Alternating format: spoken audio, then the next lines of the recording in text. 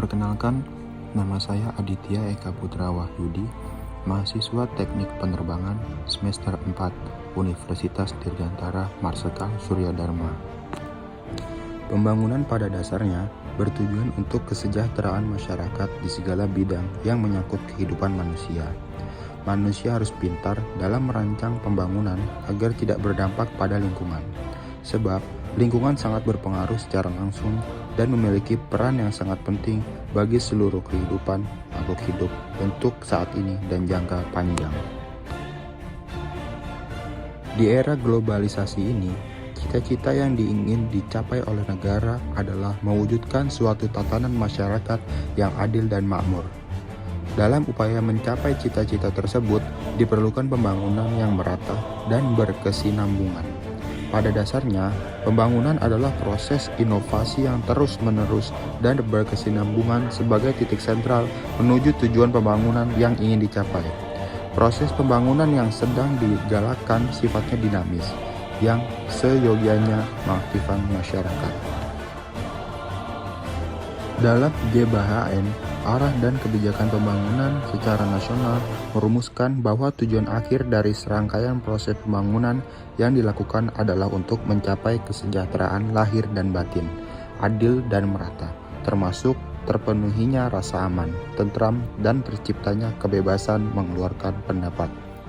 Oleh karena itu, dalam pembangunan yang berkeadilan, setiap masyarakat berhak memperoleh kesempatan berpartisipasi dan mengamati hasil pembangunan serta prestasi tiap individu secara adil sesuai dengan nilai-nilai kemanusiaan.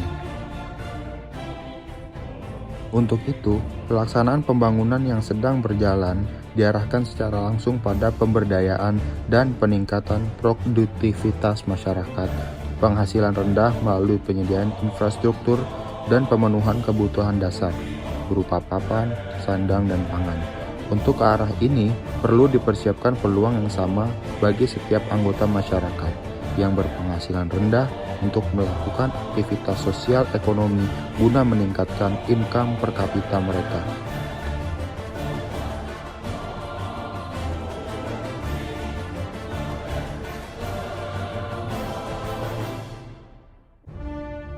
Menurut Handoyono, sebagaimana yang dikutip oleh Murtola, bahwa bila kita berbicara tentang dampak, maka tidak terlepas dari dampak yang bersifat premier dan bersifat sekunder. Dampak yang sifat premier adalah perubahan lingkungan yang disebabkan secara langsung oleh suatu kegiatan pembangunan, sedangkan dampak sekunder adalah suatu perubahan lingkungan yang secara tidak langsung dari suatu kegiatan pembangunan.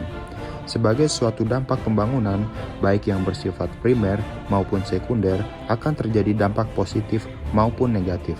Dampak positif adalah suatu perubahan lingkungan yang menimbulkan keuntungan, kesejahteraan masyarakat, sedangkan yang negatif adalah perubahan yang menimbulkan kerugian bagi kehidupan manusia. Selanjutnya, dampak premier mencakup atau meliputi dampak pola produksi, tingkat pendapatan, penguasaan alat produksi, penguasaan lahan, tenaga kerja, teknologi, modal kegiatan perekonomian masyarakat, sarana dan prasarana transportasi, pola konsumsi barang dan jasa, perumahan, kesehatan, dan pendidikan. Dampak sekunder diartikan sebagai dampak pembangunan terhadap sistem sosial masyarakat sebagai akibat lanjut dari adanya dampak premier. Dampak sekunder meliputi dampak terhadap organisasi tradisional, kelompok tani, lembaga pendidikan, lembaga reboisasi, kerja bakti, dan sebagainya. Dampak buruk dari pembangunan tidak lepas dari pengolahan limbah industri yang buruk dapat menimbulkan pencemaran lingkungan, entah itu pencemaran air, tanah, maupun udara. Akibatnya, warga yang tinggal di lingkungan sekitar akan ikut tercemar dan terserang berbagai macam penyakit. World Health Organization atau WHO mencatat banyak pabrik industri yang menimbulkan polusi udara diperkirakan telah menyebabkan 4,2 juta kematian pada tahun 2016.